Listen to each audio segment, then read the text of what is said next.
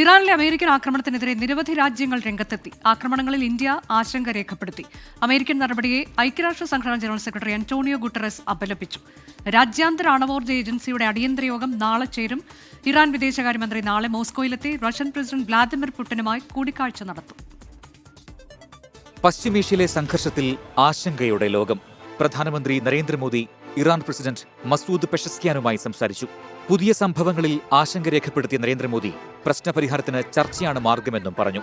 കഴിഞ്ഞ ദിവസം ഡൊണാൾഡ് ട്രംപിനെ സമാധാനത്തിനുള്ള നൊബേൽ സമ്മാനത്തിൽ ശുപാർശ ചെയ്ത പാകിസ്ഥാൻ ഇറാന് ഐക്യദാർഢ്യം പ്രഖ്യാപിച്ചു. പാക് സൈനിക മേധാവി അസിം മുനീറിന് ട്രംപ് വിരുന്നു നൽകിയിരുന്നു. അമേരിക്കൻ ആക്രമണത്തെ അപലപിച്ച പാകിസ്ഥാൻ പ്രതിരോധത്തിന് ഇറാൻ അവകാശമുണ്ട് എന്നും വ്യക്തമാക്കി. ഇറാനുമായി അതിർത്തി പങ്കിടുന്ന രാജ്യമാണ് പാകിസ്ഥാൻ. അമേരിക്കൻ ആക്രമണത്തെ ഐക്യരാഷ്ട്ര സംഘടനാ സെക്രട്ടറി ജനറൽ അന്റോണിയോ ഗുട്ടറസ് അപലപിച്ചു.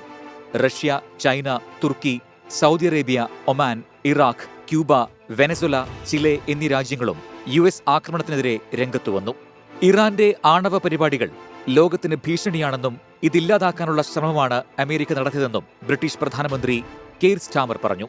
ഓസ്ട്രേലിയയും ജർമ്മനിയും അമേരിക്കൻ ആക്രമണത്തെ ന്യായീകരിച്ചു. സമാധാനം കാത്തുസൂക്ഷിക്കാൻ ഖത്തറും ജപ്പാനും ഇറ്റലിയും ന്യൂസിലാൻഡും ആഹ്വാനം ചെയ്തു.